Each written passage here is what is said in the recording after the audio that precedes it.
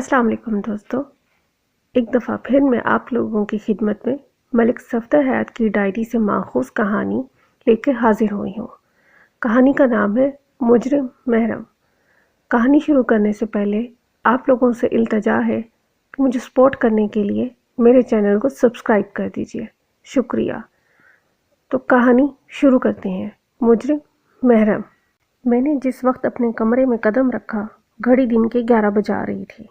उस रोज़ मुझे ड्यूटी संभालने में थोड़ी देर हो गई थी। मुझसे पहले थाने का अमला हाजिर हो चुका था। मैंने नीम तराज होकर कुर्सी की पुश्त से टेक लगाई और आंखें बंद करके गहरी गहरी सांसें लेने लगा। वो मौसम गर्मा के दिन थे। उस रोज़ सूरज गोया सवा नेज़े पे आ गया था। हर जानिब चिलचिलाती धूप का राज था। ज़मीन तप कर तांबा हो चुकी थी। हवा भी सुबह से बंद थी, जिसके बायस फिज़ा में घुटन का एहसास पाया जाता था। मैं पिछले 2 दिन से मलेरिया बुखार की लपेट में था। वो बहुत ही सादा ज़माना था। मच्छर भी नहायत ही तमीज़दार और शरीफुल नफ्स हुआ करते थे। बस 2-4 दिन के लिए सादा सा मलेरिया बुखार में मुब्तला कर दिया करते थे। आजकल की तरह जानलेवा डेंगू फीवर नहीं हुआ करता था। थोड़ी ही देर के बाद एक कांस्टेबल मेरे कमरे में आया और सलूट करने के बाद ये इत्तला दी, मलिक साहब, उधर साथ वाले मोहल्ले में एक औरत की मौत वाक़या हो गई है। मौत वाक़या हो गई है? मैंने चौंके हुए लहजे से इस्तफसार किया। किस तरह? और उसकी मौत का पुलिस थाने से क्या ताल्लुक है? वो जल कर मरी है जनाब, कांस्टेबल ने बताया। ओह, ये कब की बात है? हमें थोड़ी देर पहले ही पता चला है मलिक साहब, कांस्टेबल ने जवाब दिया। इत्तला देने वाला बंदा बाहर बरामदे में बैठा है।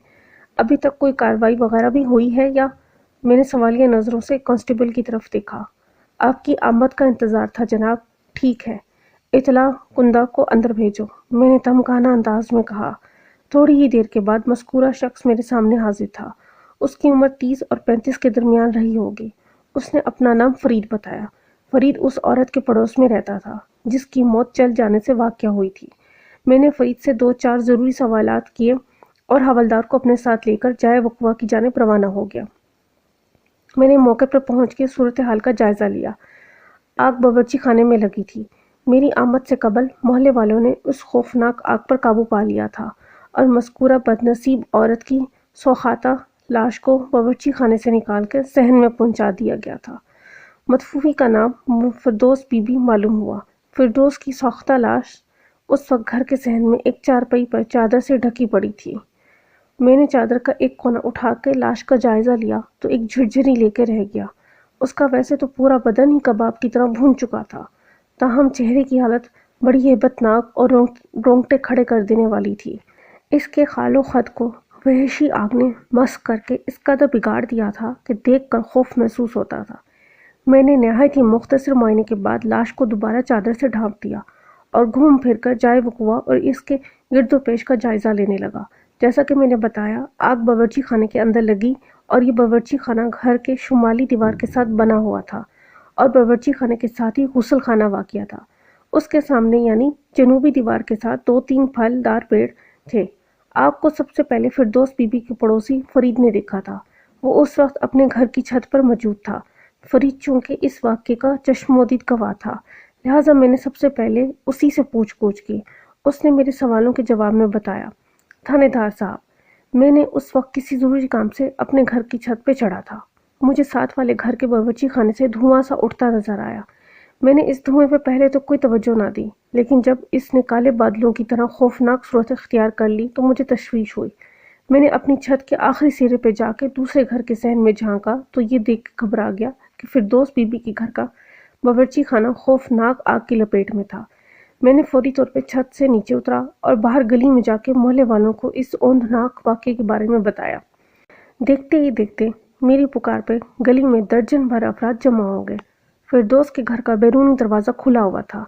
हम आनन फानन अंदर पहुंचे और ये देख के हमारी हैरत हुई कि बावर्ची खाने का दरवाज़ा बाहर से बंद था।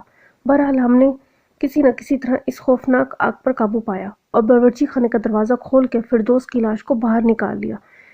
फिर मैं इस अफसोसनाक वाक़े की इत्तला देने थाने की तरफ रवाना हो गया था। फरीद का बयान देखने में नहायत ही सादा सा लगता था, लेकिन मुझे इस बयान के अंदर मुतअद्दिद सनसनीखेज़ इंकशाफात नज़र आ गए थे और फरीद की बात सुन के मेरा जहन बैक वक्त कई ज़ावियों पर सोचने लगा था। یہ نہ تو خودکشی کا کیس تھا، نہ ہی اتفاقیہ آتش زنی کا واقعہ نظر آتا تھا۔ مطلب یہ کہ اگر باورچی خانے میں اتفاق سے آگ بھڑک اٹھی تھی تو ایسی صورت میں فردوس بی بی چپ چاپ اپنی جان نہ دے دیتی، وہ خود کو بچانے کے لیے چیخ و پکار اور بھاگ دوڑ ضرور کرتی۔ کسی بھی انسان کے لیے اس کی جان بڑی قیمتی ہوتی ہے، وہ اسے بچانے کی حتی الامکان کوشش کرتا ہے، جس کا یہاں کوئی ثبوت نظر نہیں آتا تھا۔ دوسرا امکان خودکشی کا ہو سکتا تھا، یعنی یہ سوچا جا سکتا تھا کہ فردوس نے اپنی جان لینے کے لیے خود کو آگ لگا دی ہوگی۔ ایسی صورت میں باورچی خانے کے دروازے کو باہر سے نہیں بلکہ اندر سے بند ہونا چاہیے تھا، جبکہ فرید کے بیان کے مطابق جب وہ لوگ گھر کے صحن میں داخل ہوئے تو یہ دیکھ کر حیرت زدہ رہ گئے کہ باورچی خانے کا دروازہ باہر سے بند تھا۔ اگر فردوس نے خودکشی کی نیت سے خود کو باورچی خانے میں بند کیا تھا تو باورچی خانے کا دروازہ باہر سے کیسے بند ہو گیا؟ فرید کے علاوہ دیگر لوگوں نے بھی مجھے یہی بتایا تھا کہ باورچی خانے کے دروازے کو باہر سے کنڈی لگی ہوئی تھی۔ مجھے تو یہ سیدھا سادہ قتل کا کیس نظر آ رہا تھا۔ میں نے نہایت ہی باریک بینی سے جائے وقوع کا جائزہ لینے کے بعد مشیر نامہ تیار کیا اور موقع پہ موجود گواہوں کے بیانات قلم بند کرنے لگا۔ ان گواہوں میں میری نظر میں سب سے زیادہ اہمیت متوفی کے پڑوسی فرید کی تھی، لہٰذا میں نے سب سے آخر میں ٹرائی کرنے کا فیصلہ کیا۔ 4-5 افراد کے بیانات لینے کے بعد میں اس نتیجے پہ پہنچا کہ ان سے مجھے تفتیشی معاملات میں کوئی مدد ملنے والی نہیں تھی۔ آگے بڑھنے سے قبل میں متوفی فردوس بی بی اور اس کے گھر والے سے آپ کو مختصراً بتاتا چلوں تاکہ آپ کا ذہن کسی الجھن کا شکار نہ ہو۔ حاصل شدہ معلومات کے مطابق اس گھر میں صرف 3 افراد رہتے تھے۔ نمبر 1 متوفی فردوس بی بی، نمبر 2 فردوس کی بوڑھی ساس سلطانہ اور ان کا کرایہ دار جمشید۔ وہ 5 مرلے قطع اراضی پر بنا ہوا ایک درمیانے سائز کا مکان تھا۔ کراچی کے رہائشی مکان کے رقبے کو تقریباً 120 گز تصور کر لیں۔ گھر کے اوپری حصے میں پہلو بہ پہلو 2 بڑے کمرے بنے ہوئے تھے، جن کے آگے 10 فٹ کا ایک برآمدہ تھا۔ اس کے بعد کچا صحن تھا جس کی شمالی دیوار کے ساتھ ایک قطار میں باتھ روم اور کچن بنے ہوئے تھے، جبکہ جنوبی دیوار کے ساتھ چند پھلدار درخت لگے ہوئے تھے۔ مجھے اچھی طرح یاد نہیں، لیکن یاد پڑتا ہے کہ وہ امرود اور شہتوت کے پیڑ تھے۔ مکان کے سامنے والے حصے میں بیٹھک نما ایک بڑا سا کمرہ بنا ہوا تھا جو جمشید نامی ایک شخص نے کرائے پہ لے رکھا تھا۔ جمشید کسی اور علاقے کا رہنے والا تھا اور مقامی پرائمری اسکول میں پڑھاتا تھا۔ وہ پورے گاؤں میں ماسٹر جمشید کے نام سے مشہور تھا۔ وہ مہینے 2 مہینے میں اپنے گھر کا ایک چکر لگا کے آتا تھا۔ متوفی فردوس بی بی کا شوہر پچھلے 2 سال سے بیرون ملک مقیم تھا۔ یعقوب شادی کے فوراً بعد ہی عراق روانہ ہو گیا تھا اور ابھی چند روز پہلے ہی وہ گھر والوں سے ملنے چھٹی پر پاکستان آیا تھا۔ یعقوب عراق کی ایک آئل کمپنی میں ملازمت کرتا تھا جس کا ذکر کرنا غیر متعلق ہے۔ سب سے زیادہ حیرت انگیز بات جو مجھے پتہ چلی وہ یہ تھی کہ جب فردوس بی بی کو یہ خوفناک حادثہ پیش آیا وہ گھر میں اکیلی تھی۔ یعقوب اور اس کی بوڑھی ماں سلطانہ کے بارے میں کوئی حتمی بات تو معلوم نہیں ہوئی کہ وہ لوگ اس وقت کہاں تھے، تاہم بعض لوگوں کا قیاس تھا کہ یعقوب اپنی ماں کو ہسپتال لے گیا ہوگا۔ سلطانہ جوڑوں کے درد کی دائمی مریضہ تھی۔ ایک تو گرمی جہنم کی تپش پر سبقت لے جانے میں مصروف تھی، دوسرے اس گھر کے دور و دیوار خصوصاً صحن میں انسانی گوشت کی سڑن چاروں طرف پھیلی ہوئی تھی۔ وہاں پہ کھڑے ہو کر سانس لینا دوبھر ہو رہا تھا، لہٰذا میں نے حوالدار کو اپنے پاس بلایا اور کہا، مولا بخش، تم متوفی فردوس کی سوختہ لاش کو سرکاری ہسپتال پہنچوانے کے انتظامات کرو، جب تک میں فرید کا انٹرویو کر لیتا ہوں۔ موسم کی شدت اور لاش کی حالت کا تقاضا ہے کہ اسے جلد از جلد ہسپتال پہنچا دینا ہی مناسب ہوگا۔ ٹھیک ہے ملک صاحب، حوالدار فرما برداری سے بولا۔ آپ اس طرف سے بے فکر ہو جائیں، میں سارا بندوبست کر لوں گا۔ میں بے فکر ہو کے فرید کے ساتھ متوفی کے گھر سے نکل آیا۔ ہم چلتے ہوئے گلی کے کونے پہ پہنچے جس کے آگے تھوڑے فاصلے سے کھیتوں کا سلسلہ شروع ہو جاتا تھا اور کھیتوں کے آغاز پر ہی ایک سایہ دار شمیم کا تناور درخت کھڑا تھا۔ ہم دونوں مذکورہ درخت کے نیچے آ گئے۔ فرید کے چہرے پہ الجھن کے تاثرات سجے ہوئے تھے۔ کیا بات ہے فرید؟ میں نے اس کی آنکھوں میں دیکھتے ہوئے سوال کیا۔ تم خاصے پریشان نظر آ رہے ہو، میری سمجھ میں نہیں آ رہا، آپ مجھے یہاں کیوں لے کر آئے ہیں؟ اس نے متوش انداز میں میری طرف دیکھا۔ اس لیے کہ تم میری نظر میں بہت اہم ہو، میں نے ٹھہرے ہوئے لہجے میں کہا۔ جی؟ اس کی الجھن دو چند ہو گئی۔ کیا مطلب جناب؟ فرید، میں نے اس کے چہرے پر نگاہ جماتے ہوئے کہا، تم متوفی کے پڑوسی ہو اور تم ہی وہ شخص ہو جس نے سب سے پہلے متوفی کے باورچی خانے کو آتش کی لپیٹ میں دیکھا۔ گویا تم ایک لحاظ سے اس واقعے کے عینی شاہد ہو۔ میں اسے الگ تھلگ جگہ پہ تمہارا بیان لینے آیا ہوں۔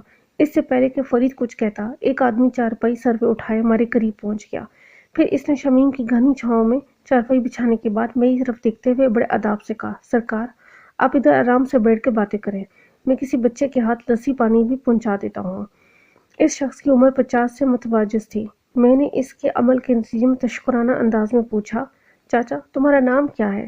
میں اللہ رکھا ہوں تھانے دار صاحب، اس نے جواب دیا، اسی محلے بلکہ اسی گلی میں رہتا ہوں۔ ٹھیک ہے، میں نے صباحت میں گردن ہلائی، تمہارا شکریہ۔ وہ مجھے سلام کر کے رخصت ہو گیا۔ میں دوبارہ فرید کی جانب متوجہ ہو گیا۔ ہاں بھائی فرید، میں نے اس کی آنکھوں میں دیکھتے ہوئے کہا، میں تم سے جو بھی پوچھوں گا اس کا سیدھا اور سچا جواب دو گے نا؟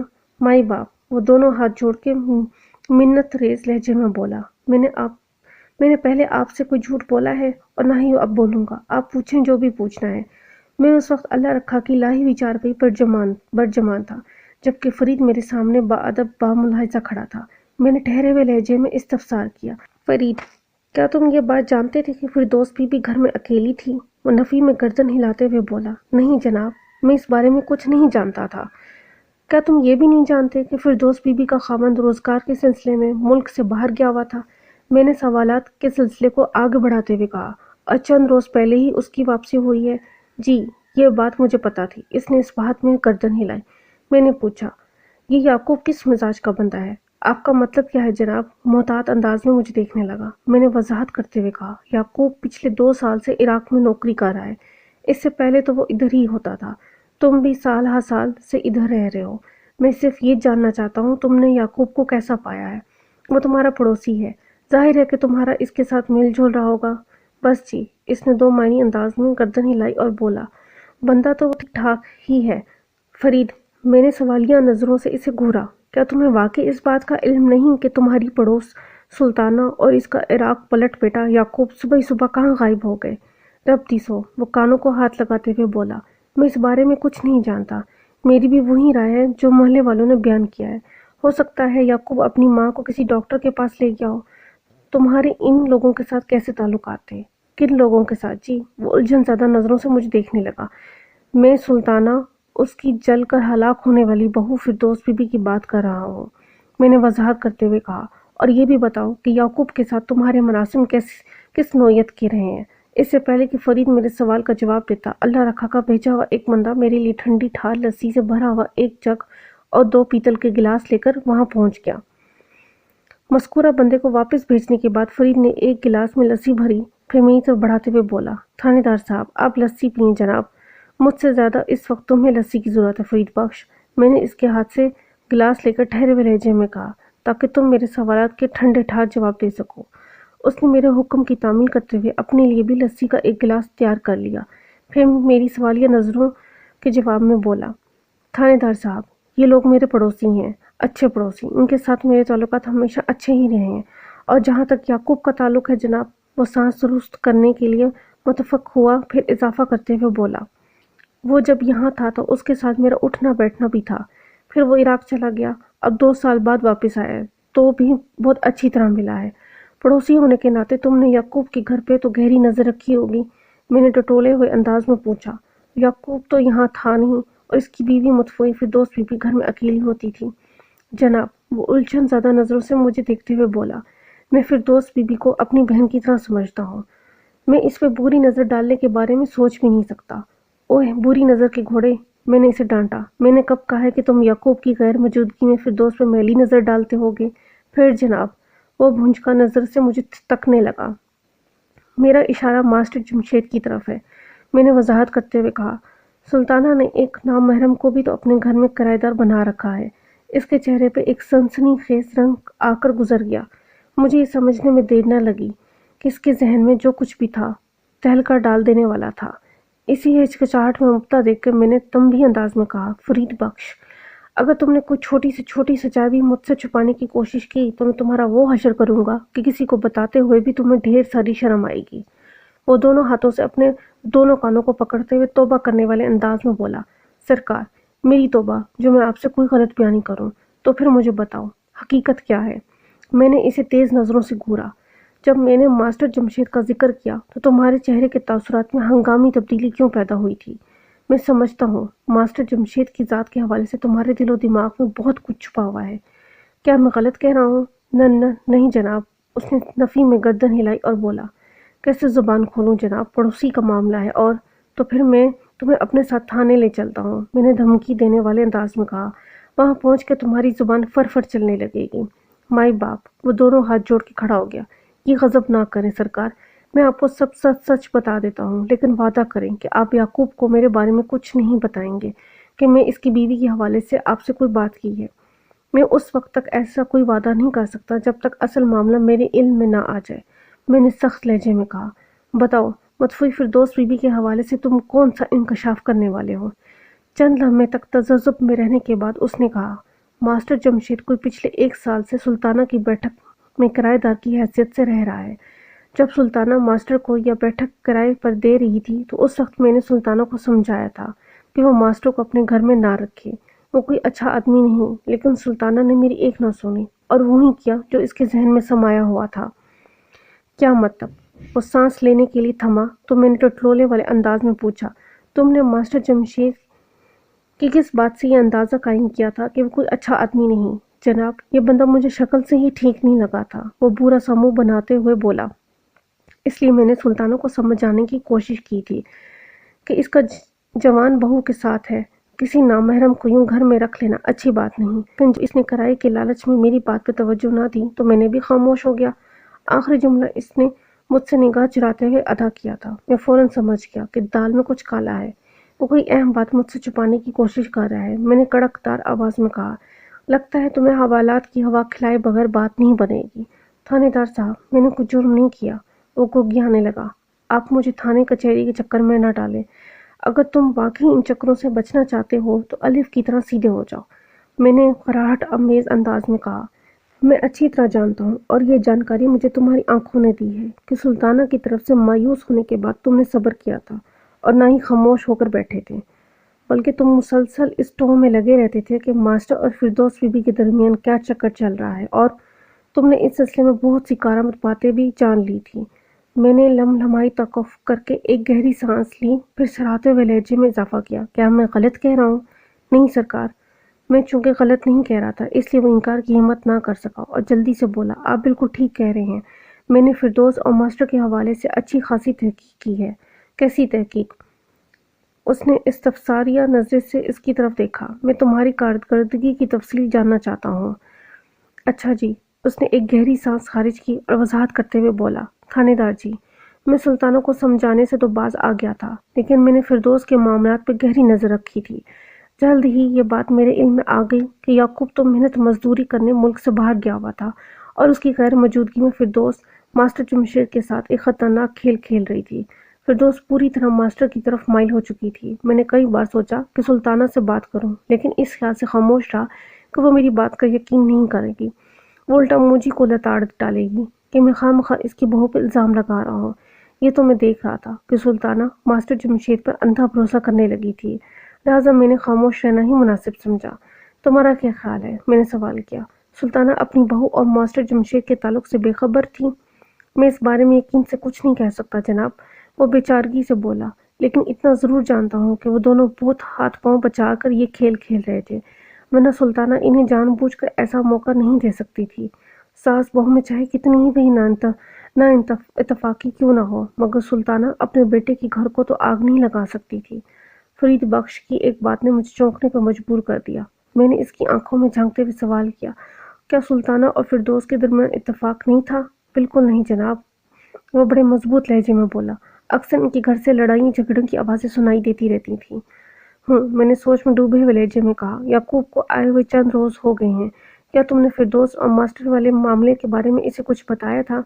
نہیں جی، اس نے سر نفی میں گردن ہلائی۔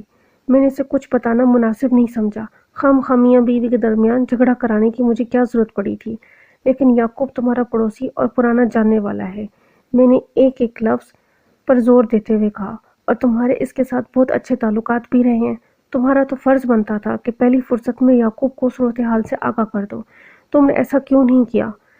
میں نے سوچا تھا یعقوب واپس آ ہی گیا ہے تو سارا معاملہ خود اپنی آنکھوں سے دیکھ لے گا، اس نے لا تعلقی کے انداز میں جواب دیا، پھر دوست بیوی بھی یہاں ہے اور ماسٹر جمشید بھی، میں خواہ کو کیوں برا بناؤں؟ لیکن کیا فرید بخش؟ وہ بولتے بولتے رکا تو میں نے پوچھا، لیکن مجھے ایسا لگتا ہے کہ یعقوب کو اپنی بیوی کی پریم کہانی کی خبر ہو گئی تھی۔ فرید نے جواب دیا تو میں چونک اٹھا۔ تمہیں کس بات سے ایسا لگا؟ میں نے پوچھا۔ پچھلی رات دونوں میاں بیوی کے بیچ بڑا شدید جھگڑا ہوا تھا۔ تمہیں ان کے جھگڑے کے بارے میں کیسے پتہ چلا؟ میرے اور یعقوب کے گھروں کے درمیان دیوار خاصی نیچی ہے جناب، وہ وضاحت کرتے ہوئے بولا۔ اتنی نیچے کہ ادھر سے ادھر بڑی آسانی کے ساتھ بات سنی جا سکتی ہے۔ رات کو میں پیشاب کرنے کے لیے اٹھا تو دیوار کی دوسری جانب مجھے یعقوب اور فردوس کی تیز تیز باتیں کرنے کی آوازیں سنائی دیں۔ مجھے یوں محسوس ہوا کہ وہ آپس میں جھگڑ رہے تھے۔ پھر تو تمہیں یہ بھی معلوم ہوگا کہ وہ لوگ کس بات پر جھگڑ رہے تھے؟ میں نے تیکھے لہجے میں سوال کیا۔ یہ تو ہو نہیں سکتا کہ تم نے ان کے جھگڑنے کی آوازوں کو نظر انداز کر دیا ہو اور اطمینان سے جا کے سو گئے ہو۔ آپ ٹھیک کہتے ہیں جناب، وہ شرمندہ سی صورت بنا کے بولا۔ میں کان لگا کے بڑے دھیان سے ان کی باتیں سنی تھی اور ان کے جھگڑنے کا سبب بھی میری سمجھ میں آ گیا تھا۔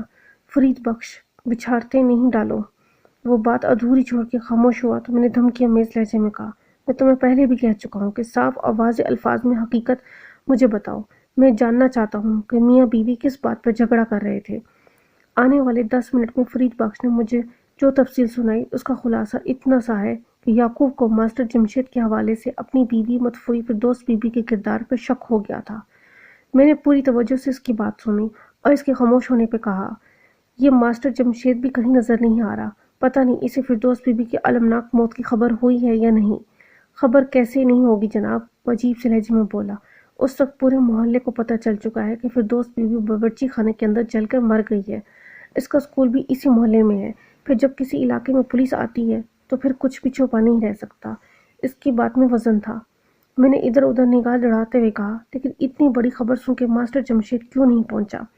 ہو سکتا ہے اسے فردوس بیوی کی موت کا علم ہو گیا ہو اور وہ جان بوجھ کے کہیں ادھر ادھر کھسک گیا ہو۔ فرید نے خیال ظاہر کیا، کل تک تو وہ ادھر ہی تھا۔ میں نے جمعے کی نماز کے بعد اسے محلے میں دیکھا تھا۔ آج یعنی جس روز مدفوع فردوس بیوی کو وہ افسوسناک واقعہ پیش آیا، ہفتے کا دن تھا۔ اس حساب سے فرید کا بیان درست تھا کہ اس نے گزشتہ روز یعنی جمعے کے دن ماسٹر جمشید کو محلے میں دیکھا تھا۔ میں نے اس کی آنکھوں میں دیکھتے ہوئے اچانک سوال کیا، فرید بخش، تمہارے خیال میں فردوس بیوی کو کس نے قتل کیا ہوگا؟ قتل؟ وہ وحشت زدہ نظروں سے مجھے تکنے لگا۔ لیکن جناب وہ تو جل کر مری ہے۔ یہ ایک اتفاقیہ حادثہ تھا۔ ہرگز نہیں فرید بخش، میں نے اپنی بات پر زور دیتے ہوئے وضاحت کی۔ تم نے مجھے بتایا کہ جب تم لوگ آگ اور دھواں دیکھ کر سلطانہ کے گھر اندر پہنچے تو باورچی خانوں کو آگ کی لپیٹ میں پایا، اور جب تم لوگوں نے باورچی خانے کے اندر داخل ہونا چاہا تو اس کے دروازے کو باہر سے کنڈی لگی ہوئی تھی۔ فردوس گھر میں اکیلی تھی، لہٰذا وہ باورچی خانے میں بند ہو کے باہر سے کنڈی نہیں لگا سکتی تھی۔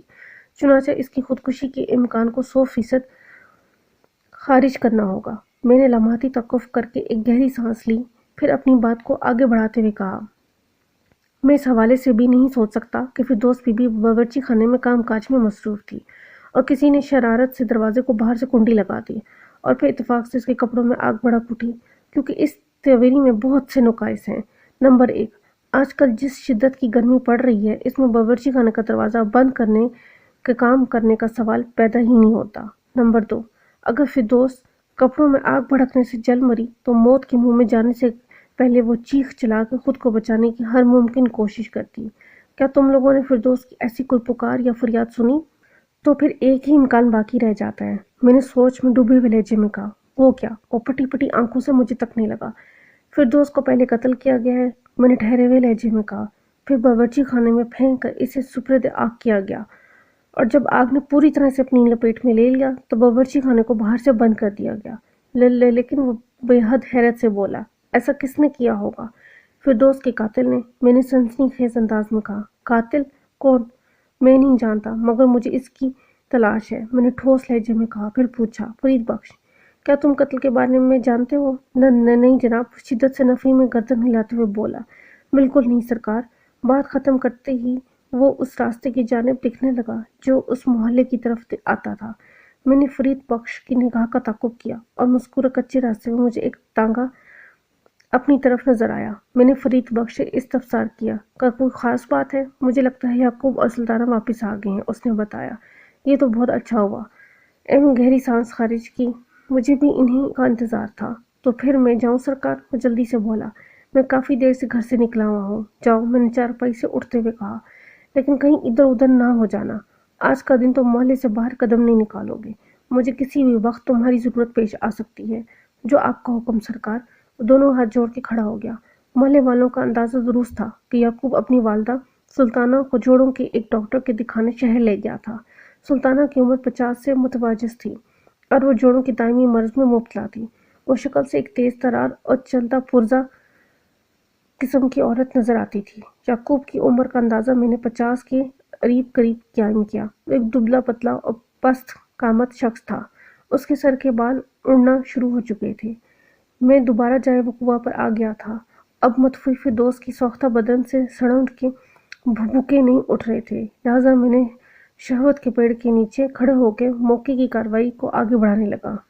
سلطانہ اور یعقوب کو اس ثانی کی خبر ہوئی تو گویا ان پہ غم کا پہاڑ ٹوٹ پڑا۔ سلطانہ نے اس واقعے کے بارے میں سنتے ہی ولولہ شروع کر دیا تھا۔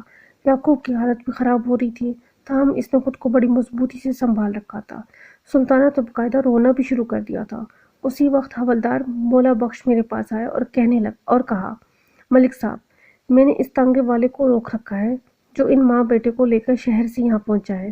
اگر آپ کی اجازت ہو تو میں اس تانگے میں فردوس بی بی کی لاش کو سرکاری ہسپتال لے جاتا ہوں۔ نیکی اور پوچھ میں نے اجازت دیتے ہوئے انداز میں کہا، تم لاش کو لے کر فوراً ہسپتال کی طرف روانہ ہو جاؤ۔ یعقوب بھی میرے نزدیک ہی کھڑا تھا۔ جب اسے پتہ چلا کہ میں متوفی فردوس کی سوختہ لاش کو سرکاری ہسپتال بھجوا رہا ہوں تو وہ جلدی سے بولا، جناب، آپ میری بیوی کی لاش کو ہسپتال کیوں بھیج رہے ہیں؟ پوسٹ مارٹم کے لیے۔ میں نے ٹھہرے ہوئے لہجے میں کہا، خدا کا خوف کریں سرکار۔ وہ خفگی بھرے انداز میں بولا، اب اس بیچاری کے بدن میں بچا ہی کیا ہے جو اس کی چیر پھاڑ کریں گے؟ پوسٹ مارٹم کا معاملہ مردے کی چیر پھاڑ تک ہی محدود نہیں ہوتا یعقوب، میں نے سرسراتی ہوئی آواز میں کہا۔ بدن کی ہڈیاں بھی بے زبان میڈیکل بہت سی انکہی انسنی کہانیاں بیان کرتی ہیں۔ شاید وہ میری بات کی تہہ تک نہ پہنچ سکا، جلدی سے بولا، کیا مطلب ہے آپ کا؟ مطلب یہ کہ میں نے اس کی آنکھوں میں جھانکتے ہوئے کہا، تمہاری بیوی کو کوئی اتفاقی حادثہ پیش نہیں آیا۔ میری ابتدائی تحقیق کے مطابق فردوس بی بی کو باقاعدہ قتل کیا گیا ہے۔ اس کی ہڈیوں کا تجزیہ اس راز کو کھول دے گا کہ فردوس کی موت کس نوعیت کی صورتحال میں واقع ہوئی ہے۔ اس کی حیرت دو چند ہو گئی۔ یہ آپ کہہ رہے ہیں جناب؟ میں سچ کہہ رہا ہوں یعقوب، میں نے دو ٹوک انداز میں کہا، تمہاری بیوی کو باقاعدہ قتل کیا گیا ہے۔ اسے قتل کون کرے گا؟ وہ بھونچا کرے یا کوئی بھی؟ میں نے بستدور سنجیدہ لہجے میں کہا، اور وہ کوئی تم بھی ہو سکتے ہو یعقوب۔ کیا؟ وہ اچھل پڑا۔ میں نے اس کی حیرتوں پر زیادہ توجہ نہ دی اور متوفی فردوس بی بی کی سوختہ لاش کو حوالدار مولا بخش کی نگرانی میں پوسٹ مارٹم کے لیے سرکاری ہسپتال بھجوا دیا۔ انہوں نے میری اس کارروائی پر ولولہ تو بہت مچایا، لیکن کار سرکار کے دوران میں نے ان کی کسی بات کی کوئی اہمیت نہ دی۔ پھر لاش کو وہاں سے روانہ کرنے کے بعد ان ماں بیٹے کی جانب متوجہ ہو گیا۔ ان کے ابتدائی بیان سے مجھے پتہ چلا کہ وہ دونوں آج صبح لگ بھگ 7 بجے گھر سے نکلے تھے اور فردوس بی بی کو بالکل ٹھیک ٹھاک گھر میں چھوڑ کے وہ شہر کی طرف گئے تھے، اور یہ کہ انہیں فردوس کو پیش آنے والے اس افسوسناک واقعے کے بارے میں کچھ بھی علم نہیں تھا۔ یہ بیان چونکہ میرے لیے تسلی بخش نہیں تھا، لہٰذا میں نے انہیں الگ الگ تنہائی میں گھسنے کا فیصلہ کر لیا اور یعقوب کو وہاں سے جانے کا کہہ کے خود سلطانہ کو لے کر بیٹھ گیا۔ شہتوت کے در پیڑ کے نیچے اتنی چھاؤں تھی کہ ہم بسہولت وہاں بیٹھ کر بات چیت کر سکتے تھے۔ میں نے اخلاقی طور پہ پہلے تو سلطانہ سے اس اونناک واقعے کے حوالے سے دلی ہمدردی اور گہرے رنج و غم کا اظہار کیا، پھر سوالات کا سلسلہ شروع کیا۔ سلطانہ، مجھے پتہ چلا ہے کہ تم نے اپنے گھر کی بیٹھک کسی کو کرائے پہ دے رکھی ہے۔ جی تھانے دار صاحب، اس نے اس بات میں گردن ہلائی۔ اس بندے کا نام ماسٹر جمشید ہے جی، وہ میرے محلے کے اسکول میں بچوں کو پڑھاتا ہے جناب۔ پچھلے 2 سال سے تمہارا بیٹا یعقوب ملک سے باہر روزی کمانے گیا ہوا تھا۔ میں نے چپتے ہوئے لہجے میں سوال کیا۔ نوجوان بہو کا ساتھ تھا۔ تمہیں یعقوب کی عدم موجودگی میں کسی نامحرم کو اپنے گھر کے اندر جگہ نہیں دینا چاہیے تھی۔ میں نے لمحاتی توقف کر کے ایک گہری سانس لی، پھر اس کے چہرے پر نگاہ جما کر معنی خیز لہجے میں استفسار کیا، سلطانہ، تم میری بات کا مطلب سمجھ رہی ہو نا؟ جی، میں آپ کی بات کا تو سمجھ رہی ہوں تھانے دار صاحب، وہ اس بات میں گردن ہلاتے ہوئے بولی، لیکن ماسٹر جمشید بہت ہی شریف اور باکردار بندہ ہے جناب۔ میں نے ایسے ہی اس پر بھروسہ نہیں کر لیا جناب۔ وہ پچھلے 1 سال سے ہمارے گھر کی بیٹھک میں رہ رہا ہے، لیکن مجال ہے جو مجھے اس سے ذرا بھی کوئی شکایت پیدا ہوئی ہو۔ سلطانہ بڑے اعتماد کے ساتھ جو کچھ بیان کر رہی تھی وہ اس کے برعکس تھا جو فرید بخش کی زبانی مجھے پتہ چل چکا تھا۔ یا تو سلطانہ انتہائی بیوقوف اور احمق قسم کی عورت تھی، یا پھر وہ جان بوجھ کے کسی خاص مقصد کے تحت فردوس اور ماسٹر جمشید والے معاملے پہ پردہ ڈال رہی تھی۔ तीसरी सूरत ये भी हो सकती थी कि फरीद बख्श ने ही मुझसे गलत बयानी की हो। मैं पिछले 2-2.5 घंटे से यहाँ तुम्हारे घर में मौजूद हूँ। मैंने गहरी संजीदगी से कहा। पूरा मोहल्ला यहाँ आकर सूरत हाल का जायजा ले चुका है, लेकिन मास्टर अभी तक गायब है। क्या तुम बता सकती हो कि इतने बड़े वाक़ये के बाद वो स्कूल में खामोश क्यों बैठा हुआ है? जी ज़रूर बता सकती हूँ, वो बड़े इत्मीनान के साथ बोली। फिरदौस वाले वाक़ये ने अगरचे इसे रंजीदा और मलूल कर रखा था, मगर इसकी फितरी तेज़ी और तरारी अपनी जगह बरकरार थी। वो बेचारा उस वक्त स्कूल में होगा तो यहाँ आएगा ना? क्या मतलब है? मैंने चौंक कर उसकी तरफ देखा। मतलब ये जी कि वो पिछली रात को ही अपने पिंड रवाना हो गया था। वो वजाहत करते हुए बोली, मास्टर जमशेद मौजूद रसूलपुर का रहने वाला है जनाब, जो यहाँ से चंद 15 मील शुमाल में वाक़ है। मैंने मौजूद रसूलपुर देख रखा था। सुल्ताना ने फासले के हवाले से जो बताया था वो बिल्कुल दुरुस्त था। मैंने उलझन से ज़्यादा लहजे में पूछा, सुल्ताना, आज हफ्ता है, स्कूल की छुट्टी सिर्फ इतवार को होती है, फिर वो जुम्मे को ही कैसे अपने गांव चला गया? क्या कोई इमरजेंसी हो गई थी? वो अपने हाथों को मखसूस अंदाज में हरकत देते हुए बोली, कोई इमरजेंसी नहीं थानेदार साहब। वो तो हर महीने 2 दिन के लिए अपने घर वालों से मिलने जाता है, कभी जुम्मे की रात को, कभी हफ्ते की रात को। जब इसे हफ्ते की छुट्टी करना होती है तो जुम्मे की रात को निकल जाता है, और जब हफ्ते की रात को जाता है तो फिर वो सोमवार की छुट्टी ज़रूर करता है। वो लम्हे भर के लिए रुकी, फिर एक बोझल सांस खारिज करने के बाद बताया, अब वो सोमवार की सुबह सीधा स्कूल पहुंचेगा और स्कूल की छुट्टी के बाद वो यहाँ आएगा। मैं मास्टर जमशेद का कमरा यानी तुम्हारे घर की बैठक देखना चाहता हूँ, मैंने सपाट अंदाज में कहा। आए मेरे साथ, वो बेसाख्ता बोली। मास्टर साहब अपने गांव जाने से पहले ही बैठक को ताला लगा के चाबी मुझे दे जाता है। चंद लम्हात के बाद मैं सुल्ताना की मैयत में इस घर की बैठक के दरमियान खड़ा था। वो बैठक अपनी सेटिंग के एतबार से किसी छड़े छांट शख्स के कमरे का नमूना पेश नहीं करती थी, बल्कि वहाँ के सामान गर्ज हर छोटी बड़ी शय से सलीका झलकता था। यूँ महसूस होता था किसी औरत के हाथों ने इस बैठक को ख़ास तौर पर ख्याल रखा हो। और इस घर में सिर्फ 2 ही औरतें थीं, एक सुल्ताना और दूसरी मुतफ़ी फिरदौस बीबी। मज़ीद पूछ-गूछ के लिए मैं इस बैठक में बैठ गया और सुल्ताना की तरफ देखते हुए गहरी संजीदगी से कहा, सुल्ताना, अब मैं तुमसे इंतहाई नाजुक सवाल करने वाला हूँ। मुझे उम्मीद है तुम मेरे सवालों का सीधा और सच्चा जवाब दोगी। वो ज़ुबान से कुछ नहीं बोली, ताहम मुंतज़िर सवालिया नज़रों से मुझे दिखती ही चली गई। मैंने खंगार कर गला साफ किया और कहा, सुल्ताना, क्या मास्टर जमशेद रातों को छुप छुप कर तुम्हारी बहू फिरदौस से मुलाकातें किया करता था? उसने कुछ ऐसे अंदाज में चौंक कर मुझे देखा जैसे इस सवाल पर उसके जहन में कोई ख़ास ख्याल पैदा हुआ हो, और एक लम्हे के तजब्बुर के बाद उसने पूछा, आपको ये बात किसने बताई है? इस मामले पर बाद में बहस की जा सकती है। मेरी मालूमात का ज़रिया क्या है? मैंने किस कदर सख्त लहजे में कहा। तुम्हारे चौंकने का अंदाज मुझे ये समझने पर मजबूर कर रहा है कि दाल में कुछ काला ज़रूर है ना? वो बड़ी तेज़ी से संभालते हुए बोली, नहीं जी, ऐसी कोई बात नहीं। आपने जो भी सुना है वो बिल्कुल झूठ है।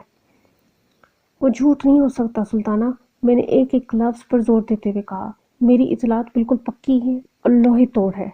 इसके चेहरे पे एक रंग सा आकर गुजर गया। इज़्तिरारी लहजे में बोली, आपको यकीनन फरीद ने कुछ उल्टा सीधा बताया होगा। मैंने किसी का नाम नहीं लिया। मैंने कदरे तेज़ लहजे में कहा, फिर तुम्हारा ध्यान अपने पड़ोसी फरीद बख्श की तरफ क्यों गया? वो इसलिए कि इस किस्म की बकवास फरीद के सिवा और कोई नहीं कर सकता। वो बहुत ही बदज़ात और कमीना आदमी है जी। फरीद बख्श की तुमसे या तुम्हारी बहू से क्या दुश्मनी हो सकती है? मैंने कुरीदने वाले अंदाज में कहा, वो तो तुम्हारा पड़ोसी है और तुम्हारे बेटे यकूब से भी उसके अच्छे ताल्लुकात हैं। वो नामुराद अच्छे ताल्लुकात का ढंढोरा भी पीटता है और पीठ पीछे छुरा भी घोंपता है। वो झुंझुलाहट अमेज़ लहजे में बोली, अभी चंद दिन पहले ही पता है इस फितना परवर आदमी ने क्या किया है? मुझे बिल्कुल नहीं पता, मैंने साहब गोई का मुजाहरा करते हुए कहा। वो बताने लगी, इसने याकूब को आते ही सबसे पहले तो इसके कान भरे, फिरदौस और मास्टर के ताल्लुकात के हवाले से ऐसी शर्मनाक बातें की कि हमारे घर में फसाद उठ खड़ा हुआ। कैसा फसाद सुल्ताना? मैंने अनजान बनते हुए पूछा। इस शैतान ने फिरदौस के किरदार के हवाले से याकूब के दिमाग में बहुत सारा जहर भर दिया है। वो बुरा सा मुंह बनाते हुए बोली, रोज़ रात को दोनों मियाँ बीवी के दरमियान खूब लड़ाई हुआ करती थी। मैं पिछले 2-3 दिन से यही तमाशा देख रही हूँ। गोया फरीद बख्श ने मुझे मुतफ़ी फिरदौस और उसके शौहर याकूब के लड़ाई झगड़े के बारे में जो कुछ बताया था वो एक ठोस हकीकत थी। मेरे लिए जानना इंतहाई ज़रूरी हो गया था कि आया फरीद बख्श ने सुल्ताना के बयान के मुताबिक फिरदौस और मास्टर जमशेद के ताल्लुकात के हवाले से महज याकूब के कान भरे थे या इस वाक़ये में कोई हकीकत थी और इस सिलसिले में सुल्ताना भी मेरी मदद कर सकती थी। تم جو کچھ بتا رہی ہو اگر میں اس کو سچ مان بھی لوں تو میرے لیے یہ جاننا بہت ضروری ہو جاتا ہے کہ فرید تمہاری بہو سے ایسی دشمنی کیوں کر رہا تھا۔ اگر سلطانہ اس سوال کا ٹھیک طرح سے جواب دے دیتی تو سارا مسئلہ ہی حل ہو جاتا۔ ایک طرف مجھے ماسٹر اور فردوس کے تعلقات کی حقیقت کا علم ہو جاتا اور دوسری جانب فرید بخش کا جھوٹ بھی کھل جاتا کہ اس نے یعقوب کو کچھ نہیں بتایا تھا۔ میں منتظر نگاہ سے سلطانہ کی طرف دیکھ رہا تھا۔ اس نے تھوک نکل کے اپنے حلق کو ترک کیا، پھر ٹھہرے ہوئے لہجے میں بولی، تھانے دار صاحب، جیسا کہ میں نے آپ کو بتایا ہے کہ یہ فرید بہت ہی کمینہ اور بدذات ہے۔ اب جب فردوس موت کے منہ میں جا چکی ہے اور آپ اس کی موت کے بارے میں تفتیش کر رہے ہیں تو میں آپ کو سچ اور جھوٹ کی پہچان کرنے کا ضرور موقع دوں گی۔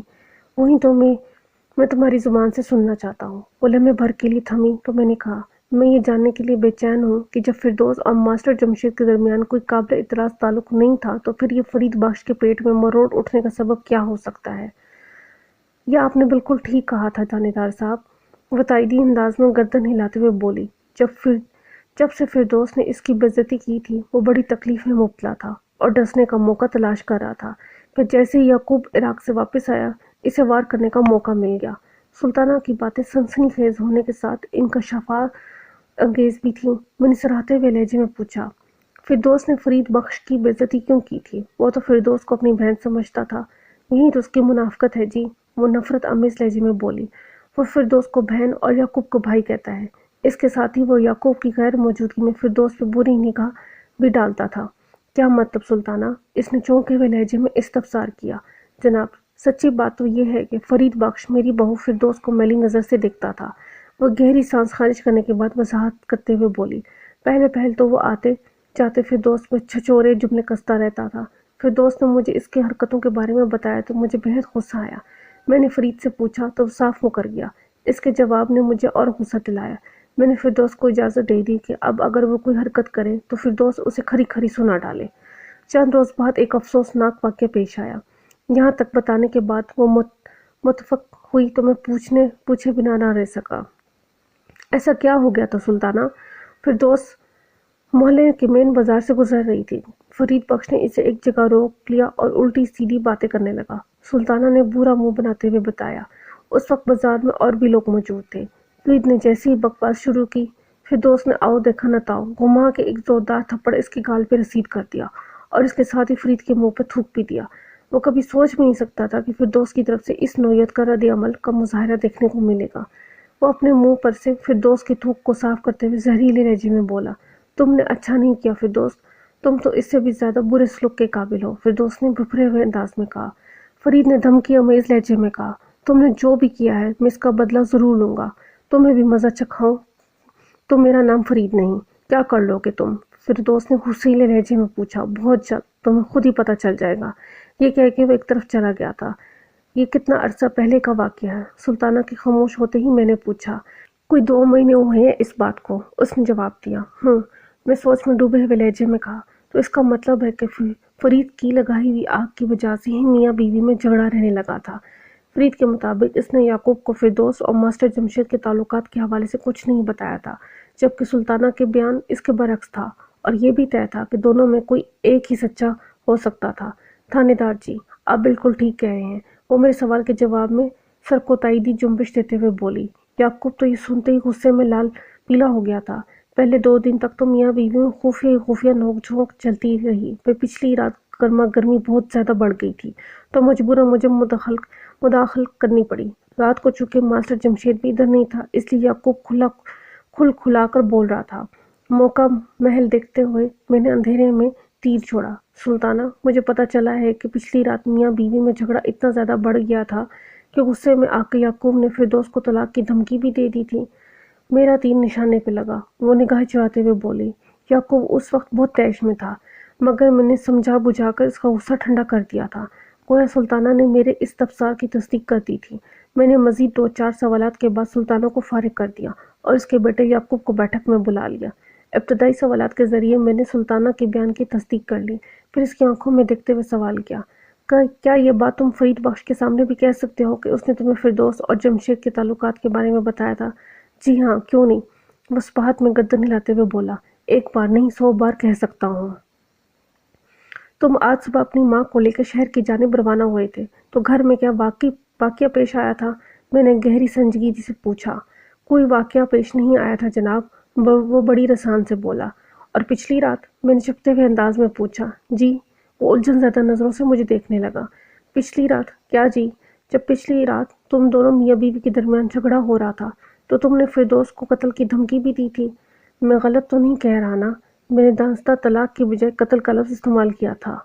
وہ میرے داؤں میں آ گیا اور جلدی ہی ایک اہم بات کو تسلیم کر لیا۔ جناب، اس وقت میں بہت غصے میں تھا، وہ وضاحت کرتے ہوئے بولا۔ فرید کی باتوں نے میرے دماغ گرم کر دیا تھا، اور جب میں نے اس سلسلے میں فردوس کو خریدا تو اس نے مجھے تسلی بخش جواب نہیں دیا، بلکہ میرے سوالات کے جواب میں جب اس نے چپ چھا کا روزہ رکھ لیا تو مجھے بھی تیش آ گیا، اور میں نے اسی تیش کے عالم میں اسے جان سے مارنے کی دھمکی دے ڈالی تھی۔ لیکن وہ لمحے بھر کے لیے رکا، پھر ایک گہری سانس خارج کرنے کے بعد بولا، لیکن اماں نے بیچ بچاؤ کر کے میری غلط فہمی دور کر دی تھی۔ اماں نے مجھے یقین دلایا تھا کہ ایسی کوئی بات نہیں جیسا کہ میں سوچ رہا ہوں۔ اس نے کہا کہ فردوس کا کردار بے داغ ہے، ماسٹر جمشید کے حوالے سے اس کی ذات پہ کوئی شک نہ کرو۔ اماں نے سمجھایا اور تم سمجھ گئے، میں نے قدرے تلخ لہجے میں کہا۔ کیا یہ اتنا ہی آسان ثابت ہوا تھا؟ جی ہاں، میں اماں کی بات کو بہت اہمیت دیتا ہوں، لیکن برخوردار، میں نے ایک لفظ پر زور دیتے ہوئے کہا، بیوی کا معاملہ بڑا عجیب و غریب ہوتا ہے۔ اس کے کردار کے حوالے سے پیدا ہونا شک یا غلط فہمی اتنی آسانی سے دور نہیں ہوا کرتا۔ اس نے کوئی جواب نہیں دیا۔ میں نے کہا، یعقوب، تمہیں میرے ساتھ تھانے چلنا ہوگا۔ میں تھانے چلوں؟ وہ حیرت بھرے لہجے میں بولا۔ یہ آپ کیا کہہ رہے ہیں تھانے دار صاحب؟ میں بالکل ٹھیک کہہ رہا ہوں، میں نے ٹھوس انداز میں کہا۔ جناب، میری بیوی جل کر مر گئی، وہ احتجاجی انداز میں بولا، اور آپ مجھ کو تھانے لے جانے کی بات کر رہے ہیں؟ یہ تو سراسر ظلم ہے۔ ایک بات اچھی طرح ذہن نشین کر لو یعقوب، میں نے اس کے احتجاج کو نظر انداز کرتے ہوئے سنسنی خیز لہجے میں کہا۔ وہ ہکا بکا نظر سے مجھے تکنے لگا۔ کون سی بات جی؟ یہ بات، میں نے وضاحت کرتے ہوئے کہا، کہ تمہاری بیوی کی موت جلنے سے واقعہ نہیں ہوئی تو پھر؟ وہ ہلکلایا۔ میں نے انکشاف انگیز لہجے میں کہا، فردوس بی بی کو باقاعدہ قتل کیا گیا ہے، اسے موت کے گھاٹ اتارنے کے بعد آگ کے سپرد کیا گیا ہے۔ پوسٹ مارٹم رپورٹ فردوس کی موت کے راز کو منکشف کر دے گی بہت جلد۔ تو آپ یہ سمجھ رہے ہیں کہ فردوس کی موت کے ذمہ دار میں ہوں؟ وہ ہراساں نظروں سے مجھے دیکھنے لگا۔ میں ایسا سوچنے میں حق بجانب ہوں، میں نے ٹھہرے ہوئے لہجے میں کہا، کیونکہ گزشتہ رات تم اسے جان سے مارنے کی دھمکی دے چکے ہو۔ وہ تو وقتی اشتعال تھا، وہ جلدی سے بولا۔ میں آپ کو پورا واقعہ سنا چکا ہوں، اماں نے مجھے اچھی طرح سمجھا دیا تھا۔ اور وہ سانس ہموار کرنے کے لیے متفق ہوا، پھر اپنی بات کو مکمل کرتے ہوئے بولا، اور صبح جب میں اور اماں شہر کی طرف گئے تو فردوس بھلی چنگی گھر میں موجود تھی۔ ہم اسے جیتا جاگتا گھر میں چھوڑ کے گئے، اور جب واپس آئے تو سب کچھ ختم ہو چکا تھا۔ لہٰذا یہ سمجھنا کہ فردوس کو میں نے یا اماں نے موت کے گھاٹ اتارا ہوگا بالکل غلط ہے جناب۔ اور ویسے بھی وہ جل کر مری ہے، یہ بھی تو ہو سکتا ہے اس نے خودکشی کر لی ہو۔ فردوس کی موت کو قاتل نے رنگ تو ایسا ہی دیا ہے کہ وہ خودکشی کا واقعہ نظر آئے، میں نے گمبھیر انداز میں کہا۔ لیکن میں اس حقیقت کی تہہ تک پہنچ چکا ہوں کہ تمہاری بیوی کو قاتل نے پہلے کسی بھی طریقے سے موت کے گھاٹ اتارا ہے، اور اس کے بعد آگ بھڑکا کر یہ ثابت کرنے کی کوشش کی ہے کہ اس نے خود کو جلا کر جان دی ہے۔ پھر میں نے نہایت ہی مختصر الفاظ میں یعقوب کو ان کی تکنیکی امور سے آگاہ کیا، جو اس بات کو مین ثبوت تھے کہ فردوس کی موت خودکشی یا آتش زدگی کا شخصانہ نہیں بلکہ سوچی سمجھی قتل کی واردات تھی۔ آخر میں نے کہا، یعقوب، دیکھ لینا، میں جو کچھ کہہ رہا ہوں نا، پوسٹ مارٹم رپورٹ چیخ چیخ کے اس بات کی تصدیق کرے گی۔ لیکن جناب، وہ بے حد الجھے ہوئے انداز میں بولا، فردوس کو کون قتل کر سکتا ہے؟ یہی جاننے کے لیے تمہیں اور فرید بخش کو اپنے ساتھ تھانے لے جا رہا ہوں، میں نے اس کی آنکھوں میں جھانکتے ہوئے کہا، تاکہ دودھ کا دودھ اور پانی کا پانی الگ ہو سکے۔ پھر میں نے اپنے ان خیالات کو عملی جامہ پہنا دیا جن کا یعقوب کے سامنے اظہار کیا تھا۔ اس موقع پر سلطانہ نے بہت ولولہ مچایا، یہاں تک کہہ دیا کہ پولیس کی جانب سے ان لوگوں کے ساتھ زیادتی ہو رہی ہے، لیکن میں نے اس کی کسی بھی مذمت اور احتجاج کی قطعی کوئی پرواہ نہ کی، اور فرید بخش کے ساتھ ہی یعقوب کو بھی تھانے پہنچا دیا۔ اسی تمام تر کارروائیوں سے نمٹتے ہوئے دوپہر ہو گئی تھی۔ میں نے اطمینان سے دن کا کھانا کھایا اور ظہر کی نماز ادا کرنے کے بعد دوبارہ اپنے کمرے میں آ بیٹھا۔ پھر میں نے ASI شکور کو اپنے کمرے میں بلا لیا۔ شکور کی عمر 35 اور 40 کے درمیان تھی۔ وہ سانولی رنگت کا مالک اور دراز قامت اور سخت گیر پولیس والا تھا۔ اس نے کمرے میں آ کے مجھے سلوٹ کیا اور میرے اشارے پر ایک کرسی سنبھال لی۔ میں نے خنکار کے گلا صاف کیا اور نہایت ہی مختصر مگر جامع الفاظ میں نے اسے تازہ ترین صورتحال سے آگاہ کیا اور آخر میں کہا، شکور، تم ابھی موضع رسول پور روانہ ہو جاؤ، چاہو تو اپنے ساتھ ایک آدھ کانسٹیبل بھی لے جاؤ، تمہیں آج ہی ماسٹر جمشید کو لے کر واپس آنا ہے، رات ہو جائے یا اس سے پہلے بھی زیادہ دیر ہو جائے، لیکن کل کا سورج طلوع ہونے سے پہلے ماسٹر مجھے تھانے میں چاہیے۔ آپ بے فکر ہو جائیں ملک صاحب، وہ سینے پہ ہاتھ رکھتے ہوئے تسلی امیز انداز میں بولا، آپ کی حکم کی تعمیل ہوگی جناب۔ اور ہاں، میں نے سوچ میں ڈوبے ہوئے لہجے میں کہا، ماسٹر کو پتہ نہیں چلنا چاہیے کہ یہاں کیا حالات پیش آ چکے ہیں۔ ٹھیک ہے جناب۔ شکور نے اس بات میں گردن ہلائی اور کہا، اگر وہ پوچھے کہ اسے یوں ایمرجنسی میں واپس کیوں بلایا جا رہا ہے تو کیا جواب دوں؟ کوئی بھی بہانہ کر دینا، میں نے سرسری انداز میں کہا۔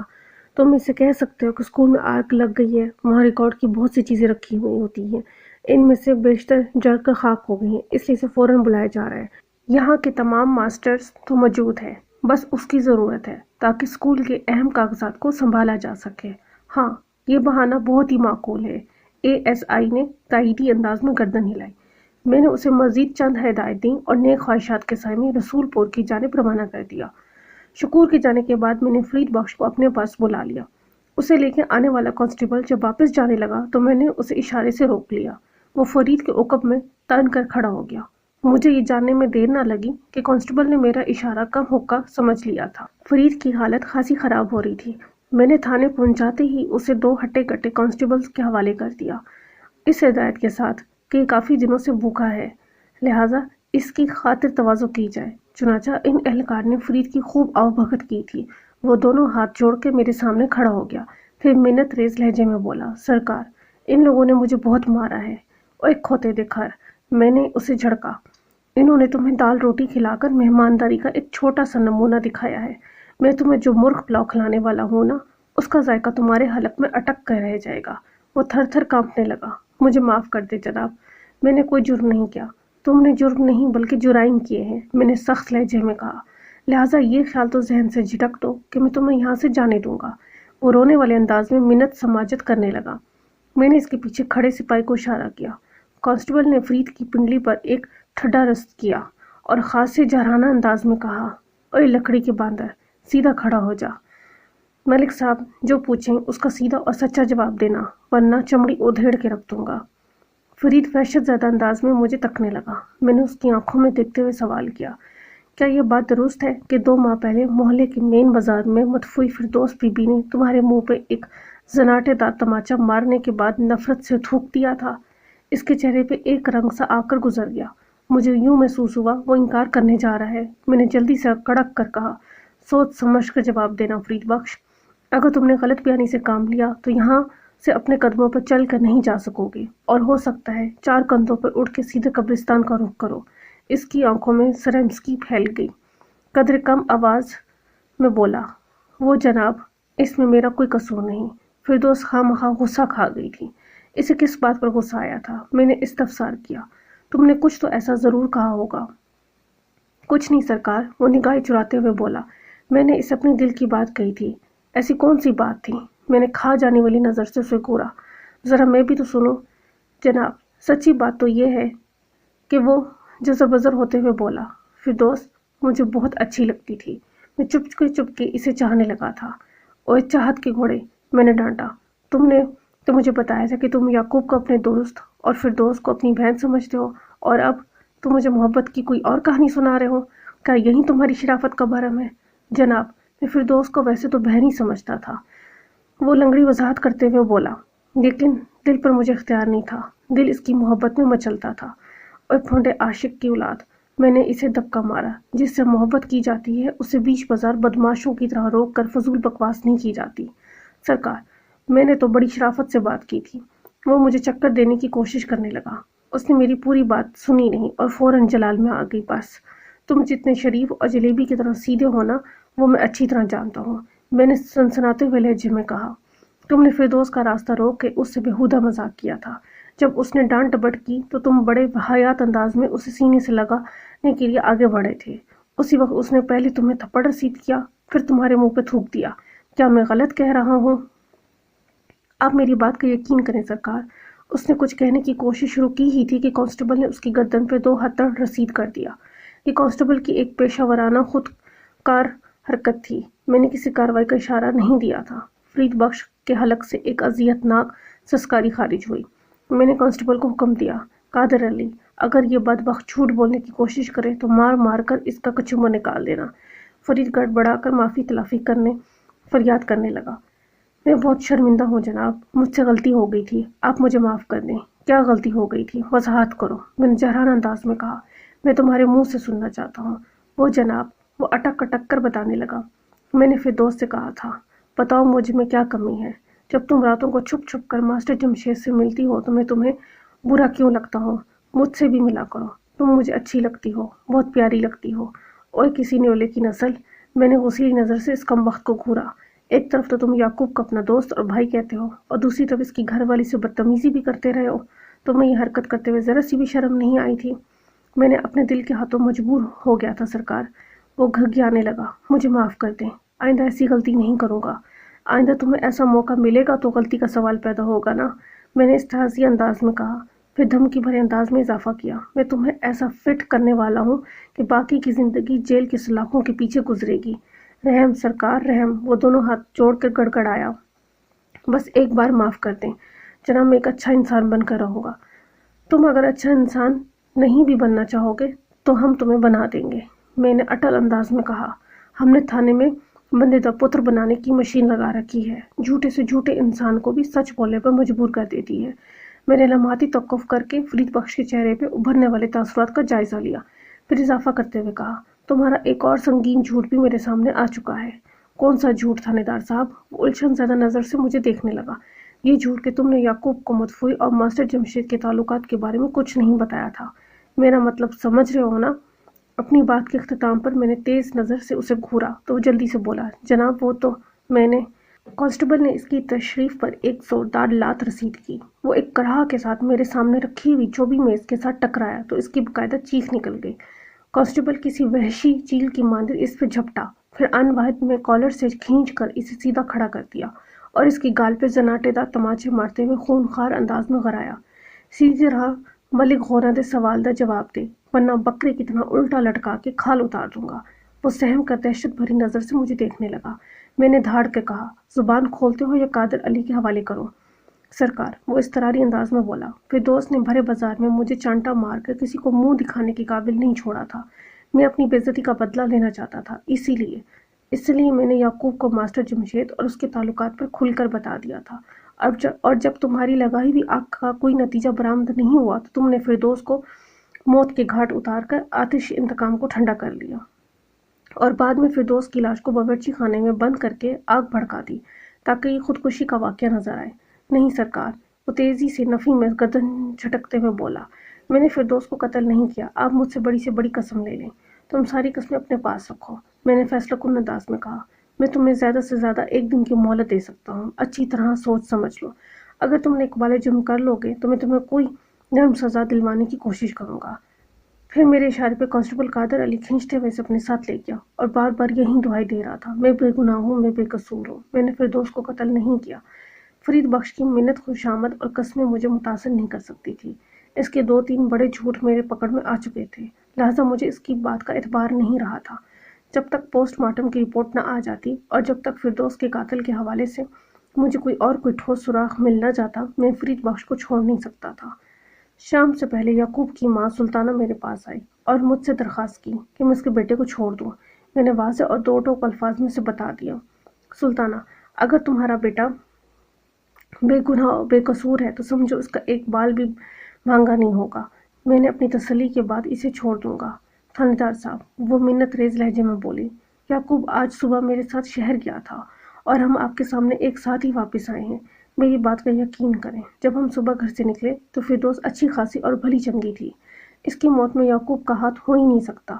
اللہ کرے ایسا ہی ہو، میں نے ٹھہرے ہوئے لہجے میں کہا، لیکن میں اپنے فرض کے آگے مجبور ہوں سلطانہ، بغیر تفتیش کے اسے چھوڑ نہیں سکتا۔ آپ نے وہاں گھر میں اتنی کڑی پوچھ گچھ تو کی ہے اس سے، وہ شاکی لہجے میں بولی۔ اب اور کون سی تفتیش باقی ہے؟ مجھے پوسٹ مارٹم رپورٹ کا انتظار ہے، میں نے ایک لفظ پر زور دیتے ہوئے کہا، اور اس کے ساتھ ہی ماسٹر جمشید کا بھی۔ ماسٹر جمشید؟ اس نے الجھن زدہ نظر سے مجھے دیکھا۔ ہاں، ماسٹر جمشید، میں نے پرسوچ انداز میں کہا۔ میں نے اسے لانے کے لیے اپنا ایک اہلکار رسول پور کی جانب روانہ کیا ہوا ہے۔ وہ رات کسی وقت بھی ماسٹر کو لے کر تھانے پہنچ سکتا ہے۔ لیکن ماسٹر کا فردوس والے واقعے سے کیا تعلق؟ اس کی الجھن میں بے پناہ اضافہ ہو گیا۔ میں نے گول مول جواب دیا، یہ تو اس کے آنے کے بعد ہی پتہ چلے گا۔ ماسٹر جمشید تو پچھلی رات سے پہلے ہی اپنے گاؤں میں چلا گیا تھا، وہ متذبذب انداز میں بولی۔ اور فردوس کی موت والا واقعہ آج صبح پیش آیا ہے۔ کچھ بھی ہے، میں نے جان چھڑانے والے انداز میں کہا۔ میں تو صرف یہ جانتا ہوں کہ اس کیس کے 4 کھونٹ ہیں۔ نمبر 1 فردوس بی بی، جو اب اس دنیا میں باقی نہیں رہے۔ نمبر 2 یعقوب۔ نمبر 3 فرید بخش۔ یہ دونوں افراد اس وقت میری تحویل میں ہیں۔ Number 4 master Jamshed. میں نے لمحاتی توقف کر کے ایک گہری سانس لی، پھر اضافہ کرتے ہوئے کہا کہ چوتھا کھونٹ ماسٹر جمشید میرے ہتھے چڑھ جائے تو پھر ہی کوئی فیصلہ کر سکوں گا کہ ان تینوں میں سے کس نے پہلے کھونٹ یعنی فردوس بی بی کو موت کے گھاٹ اتارا ہے۔ جب سلطانہ نے میرے رویے میں کوئی لچک نہ دکھی تو مایوس ہو کر واپس چلی گئی۔ میرا یہ پورا دن نہایت ہی افراتفری میں گزرا تھا، اور جیسا کہ میں کہانی کی ابتدا میں بتا چکا ہوں، ان دونوں میری طبیعت بھی ٹھیک نہیں تھی، لہٰذا میں تھانے میں بیٹھ کر ASI شکور کا انتظار کرنے کی بجائے اپنے کوارٹر میں چلا گیا۔ ان لمحات میں بہت زیادہ تھکاوٹ اور نقاہت محسوس کر رہا تھا۔ اگلی صبح جب میں سو کر اٹھا تو حشاش بشاش اور چاقو چوبند تھا۔ معمولات سے فارغ ہونے کے بعد میں وردی پہن کر جب تھانے پہنچا تو پتہ چلا کوئی آدھا گھنٹہ پہلے ASI شکور رسول پور سے واپس آیا تھا۔ رسول پور نامی یہ چھوٹا سا گاؤں میرے تھانے سے لگ بھگ 15 میل کے فاصلے پر شمال میں واقع تھا۔ میں نے فوراً شکور کو اپنے کمرے میں بلا لیا۔ اس نے آ کر مجھے سلوٹ کیا۔ میں نے اسے بیٹھنے کے لیے کہا اور پوچھا، شکور، رسول پور کی کیا رپورٹ ہے؟ رپورٹ اچھی نہیں ہے ملک صاحب، اس نے مایوسی میں گردن ہلاتے ہوئے بولا۔ کیا مطلب؟ میں نے چونک کر اس کی طرف دیکھا۔ کیا تم ماسٹر جمشید کو اپنے ساتھ لے کر نہیں آئے؟ جناب، ماسٹر جمشید وہاں ہوتا تو میں اسے اپنے ساتھ لے کر آتا نا، ASI نے جواب دیا۔ کیا مطلب ہے تمہارا؟ میں نے الجھن زدہ نظر سے اس کی طرف دیکھا۔ وہ تو پرسوں شام سے پہلے یہاں سے اپنے گاؤں چلا گیا تھا۔ رسول پور پہنچتے ہی اتنی دیر تو نہیں لگتی ملک صاحب، جو حقیقت تھی وہ میں نے آپ کی خدمت میں پیش کر دی۔ وہ سادگی سے بولا، میں رسول پور سے ماسٹر کے چھوٹے بھائی اور چاچے کو اپنے ساتھ لے کر آیا ہوں، باقی تفصیل آپ ان سے پوچھ لیں۔ میں نے فوراً مذکورہ دونوں افراد کو اپنے پاس بلا لیا۔ ماسٹر جمشید کے چھوٹے بھائی کا نام حنیف اور عمر 20 کے آس پاس تھی، جبکہ ماسٹر کا چچا باسط علی 50 سے متواجس نظر آتا تھا۔ ان دونوں کے بیان کے مطابق ماسٹر جمشید جمعے کی رات رسول پور نہیں پہنچا تھا۔ حنیف نے بڑے واضح اور یقینی انداز میں مجھے بتایا کہ ماسٹر جمشید کا ان دنوں رسول پور جانے کا کوئی پروگرام بھی نہیں تھا۔ اس صورتحال نے مجھے مزید پریشان کن کر دیا۔ سلطانہ کے بیان کے مطابق ماسٹر جمشید جمعے کی شام اپنے گاؤں جانے کا بتا کر اس کے گھر سے نکلا تھا، اور اب اسے پیر کی دوپہر کو واپس آنا تھا، یعنی وہ پیر کی صبح براہ راست اسکول پہنچتا اور پھر اسکول کی چھٹی کے بعد وہ سلطانہ کے گھر آتا۔ لیکن یہاں تو ساری کہانی ہی الٹی ہوئی نظر آتی ہے۔ یا تو ماسٹر جمشید نے سلطانہ سے جھوٹ بولا تھا اور وہ رسول پور کی بجائے کسی اور طرف نکل گیا تھا، یا پھر سلطانہ نے مجھ سے جھوٹ بولا تھا۔ سلطانہ کی غلط بیانی کے بارے میں سوچتے ہوئے لامحالہ ذہن ایک خطرناک زاویے پہ مڑ جاتا تھا، اور خود بخود یہ خیال جنم لیتا تھا کہ کہیں یعقوب نے اپنی بیوی کے ساتھ ساتھ اس کے آشنا یعنی ماسٹر جمشید کو بھی تو ٹھکانے نہیں لگا دیا، اور یہ بھی ممکن ہے اس کام میں سلطانہ بھی اس کی شریک کار رہی ہو۔ میں نے ماسٹر جمشید کے چھوٹے بھائی اور چاچے سے تفصیلی پوچھ گچھ کی، لیکن ماسٹر کی پراسرار گمشدگی کے سلسلے میں کوئی سرا میرے ہاتھ نہ لگ سکا۔ بالآخر مایوس ہو کر میں نے انہیں فارغ کر دیا۔ وہ دونوں اس سلسلے میں بھی میری رہنمائی کرنے سے قاصر تھے کہ ماسٹر جمشید رسول پور نہیں پہنچا تھا تو پھر وہ کہاں جا سکتا تھا۔ ان دونوں کے مطابق ماسٹر کی زندگی اسکول اور رسول پور تک محدود تھی۔ یہ بڑی عجیب و غریب اور الجھن زدہ صورتحال تھی، جس میں ابھی تک میری تفتیش کی گاڑی 0 پوائنٹ پر کھڑی تھی۔ اب تک میں نے اس کیس سے متعلق لوگوں سے جو بھی پوچھ گچھ کی تھی، اس کے نتیجے میں کوئی کارآمد بات نکل کر سامنے نہیں آئی تھی۔ اب جا کر مجھے پوسٹ مارٹم رپورٹ ہی کا انتظار کرنا تھا۔ مذکورہ رپورٹ پیر کی صبح فردوس بی بی کی پوسٹ مارٹم شدہ لاش کے ساتھ مجھے موصول ہو گئی۔ میں نے رپورٹ کو کھول کے پڑھا تو حیرتوں کا گویا ایک نیا در مجھ پر کھل گیا۔ میں نے وہ رپورٹ اوپر سے نیچے تک 2-3 مرتبہ پڑھی، لیکن اس کے الفاظ اور الفاظ کے مفہوم میں سرموفق واقعہ نہ ہوا۔ میں سر پٹک کے رہ گیا۔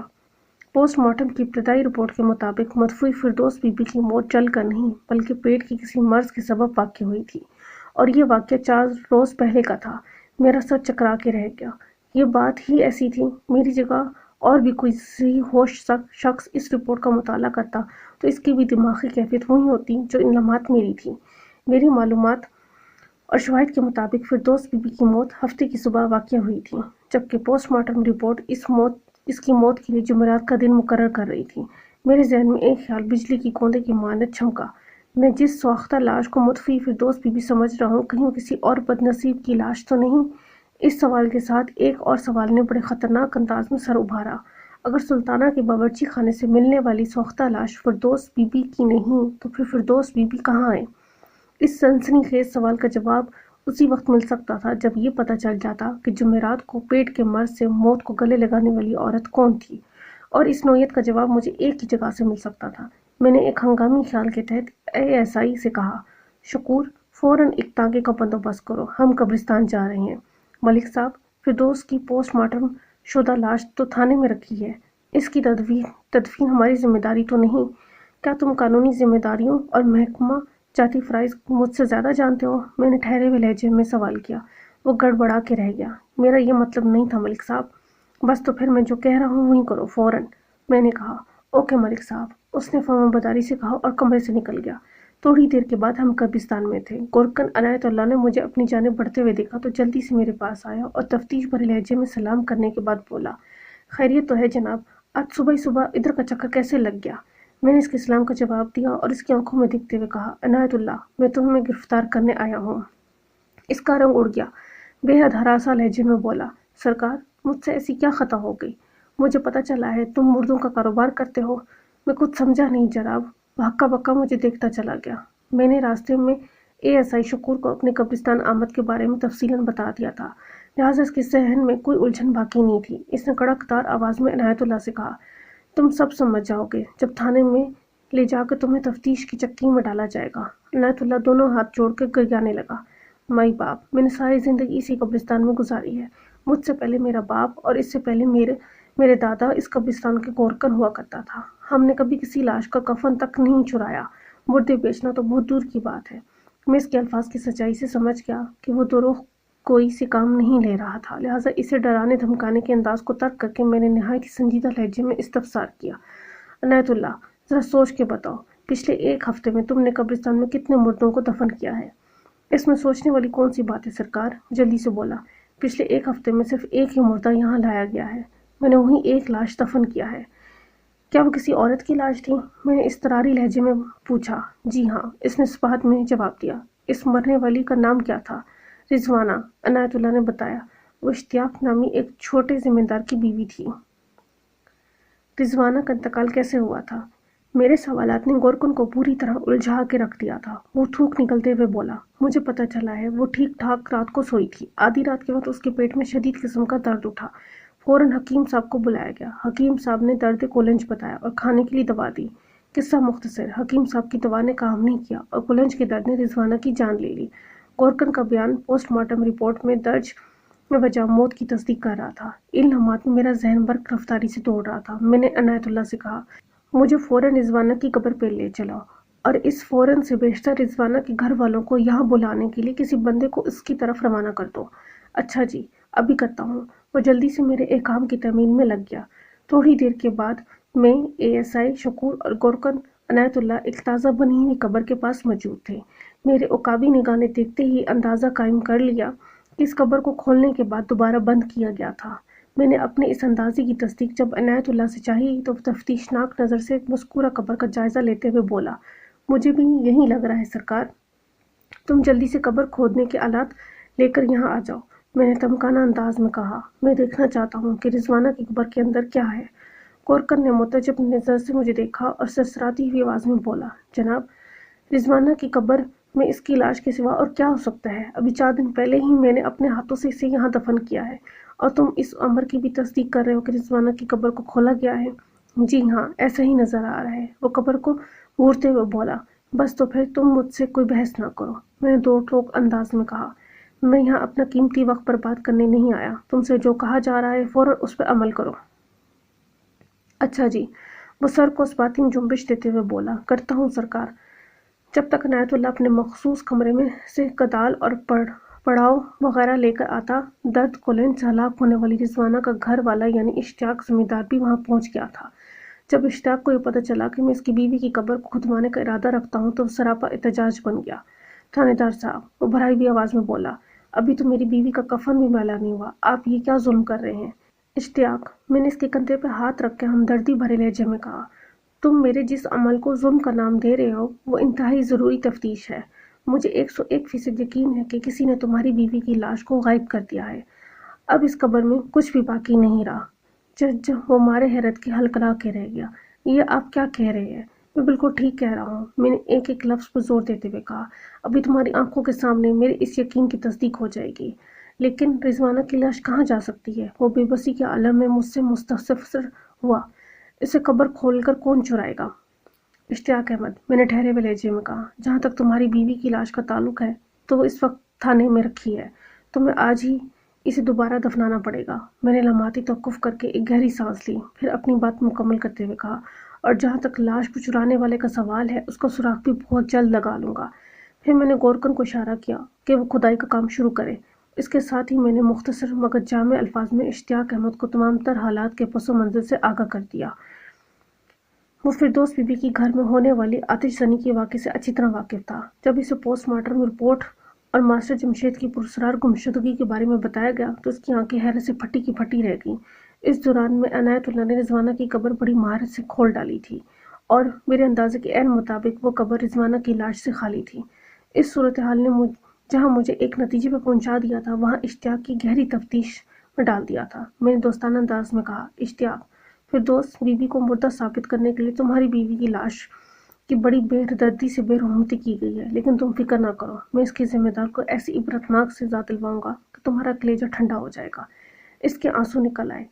गुलोगीर आवाज़ में बोला, थानेदार साहब, एक तो रिजवाना पहले ही क़यामत खेज तकलीफ उठा के मरी थी, ऊपर से इसकी लाश को जला के कोयला बना दिया गया।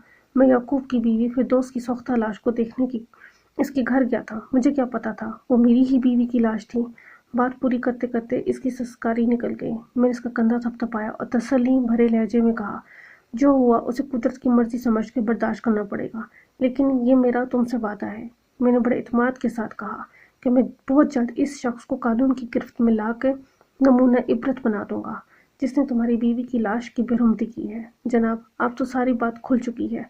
वो अपने आंसू पोंछते हुए बोला, ये सारा किया करा इस नामुराद मास्टर जमशेद का ही है। हाँ, हालात और वाक़यात तो उसी जानिब इशारा करते हैं। मैंने तायदी अंदाज में गर्दन हिलाते हुए कहा, लेकिन मास्टर जमशेद फ़िलहाल मफरूर है। वो हत्ते चढ़ जाए तो फिर ही कोई हतमी बात कही जा सकेगी। अच्छा जी, वो वीरान आंखों से मुझे देखते हुए बोला, तुम अभी मेरे साथ थाने चलो। मैंने ठहरे हुए लहजे में कहा, मैं ज़रूरी कार्रवाई के बाद रिजवाना की लाश तुम्हारे हवाले कर दूंगा। मेरे लिए क्या हुक्म है माई बात? गौर कर अनायतुल्लाह का इस्तफसार मेरी समाज से टकराया तो मैंने पलट कर इसकी जानिब देखा। मैंने इसकी आंखों में देखते हुए कहा, यहीं रुक कर थोड़ा इंतज़ार करो। इश्तियाक अपनी बीवी की लाश ले के दोबारा कब्रिस्तान आने वाला है। तुम निहायत ही अदब एहतराम के साथ रिजवाना की एक बार फिर तदफीन करनी है। उस पहाड़ में गर्दन हिला के रह गया। मैं इश्तियाक को लेकर थाने आ गया। थोड़ी ही देर में पूरे इलाके में ये खबर जंगल की आग की तरह फैल गई कि किसी कमबख्त ने रिजवाना की लाश इसकी कब्र में से निकाल कर जला डाली है। इस खबर के साथ मज़कूरा कमबख्त का नाम भी हर छोटे बड़े की जुबान पे चढ़ गया, और ये भी कि याकूब की वोटिंग मास्टर जमशेद के साथ नस गई है। जी हाँ, यही वो तलख नताइज थे जो मेरी अब तक की तहकीक के बाद सामने आए थे। मास्टर जमशेद बड़े पुरस्कार अंदाज में गायब हो गया था और इसके साथ ही फिरदौस बीबी का कोई अता पता नहीं था। इम्कान यही था कि मास्टर जमशेद ही फिरदौस बीबी को कहीं भगा के ले गया था, और इसके अलावा भी सोच के आगे एक राह खुली नज़र आती थी, और ये बड़ी ख़तरनाक राह थी। यानी ये भी तो हो सकता था कि याकूब ने गैरत में आके मास्टर जमशेद और फिरदौस बीबी को खुफिया तौर पर ठिकाने लगाने के बाद इनकी लाशें कहीं दबा दी हों। कुछ भी नामुमकिन नहीं था। ताज़ा तरीन हालात की रोशनी मैंने फ़िलहाल याकूब को तो सरकारी मेहमान खाने में ही रखा और फरीद बख्श को छोड़ दिया। ये बात अब वाज़ेह हो चुकी थी कि इस मामले में इसका कोई अमल दखल नहीं था। अब मुझे सबसे पहले तो मास्टर जमशेद की तलाश थी। वो हाथ लग जाता तो फिर फिरदौस का खरा खोज लगाना भी आसान हो जाता। मैंने आज तक मास्टर जमशेद से मुलाकात नहीं की थी और ना ही इसे कहीं देखा था। अलबत्ता मैंने सुल्ताना की बैठक में एक दीवार पर इसकी तस्वीर टंगी देखी। उसी रोज़ दोपहर के बाद मैं हवलदार मौला बख्श के साथ एक तांगे में बैठ कर फैज़ाबाद की जानिब से रवाना हो गया। जैसा कि मैंने ऊपर बताया है, फैज़ाबाद मेरे थाने से महज 3 मील की दूरी पे वाक़या था। जल्द ही हम फैज़ाबाद पहुंच गए। तागे को मैंने एक जगह रुकवा कर मास्टर जमशेद के बारे में पूछ की। चंद मिनट की कोशिश के बाद मैं जानने में कामयाब हो गया कि फैज़ाबाद में मास्टर एयाज महर नामी एक काश्तकार से मिलने आया था। मौला बख्श के हमरा एयाज महर के घर पहुंच गया। एक मतवसत दर्जे का घर था। एयाज महर उसी वक्त घर पर ही मिल गया। मैंने अपना तारुफ कराने के बाद इससे पूछा, महर साहब, क्या मास्टर जमशेद जुम्मे के रोज़ रात में आपसे मिलने आया था? जी हाँ, आया था, उसने जवाब दिया। वो आपके पास से वापस कब गया था? मैंने गहरी संजीदगी से पूछा। और ये भी बताएं वो कहाँ गया था? मेरे बेतरबे सवालात ने महर को तफ्तीश में मुब्तला कर दिया। जवाब देने की बजाय उल्टा उसने मुझसे पूछ लिया, थानेदार साहब, खैरियत तो ना? खैरियत नहीं है महर साहब, मैं ठहरे हुए अंदाज में बताया, वरना मैं मास्टर की तलाश में यहाँ ना आता। उसके चेहरे पर नजर आने वाली तफ्तीश और गहरी हो गई। मैंने नहायत ही मुख्तसर अल्फाज में सुल्ताना के घर में पेश आने वाले वाक़े के बारे में उसे बताया। ये तो मुझे पता चल चुका था कि एयाज महर के साथ मास्टर के दोस्ताना मरासिम थे। वह गाहे बगाहे इनसे मिलने आता रहता था। ओह, मेरी बात के इख्तिताम पर उसने कहा, मास्टर ने मुझसे तो ऐसी कोई बात नहीं की थी। वो जुम्मे के दिन रात को मेरे पास आया और दूसरी सुबह ये कह के वापस चला गया कि उसे स्कूल पहुंचना है। उसके सिवा मैं कुछ नहीं जानता। मैंने एयाज महर को फिरदौस और मास्टर जमशेद के खुफिया ताल्लुकात के बारे में बताया और आखिर में कहा, रिजवाना की लाश को कब्र से निकाल कर सुल्ताना के घर के बावर्ची खाने में रख कर इसलिए जलाया गया ताकि ये तासुर मिले कि फिरदौस बीबी जल कर हलाक हो चुकी है, और ये ख़तरनाक काम वही शख्स कर सकता है जो फिरदौस बीबी में दिलचस्पी रखता हो।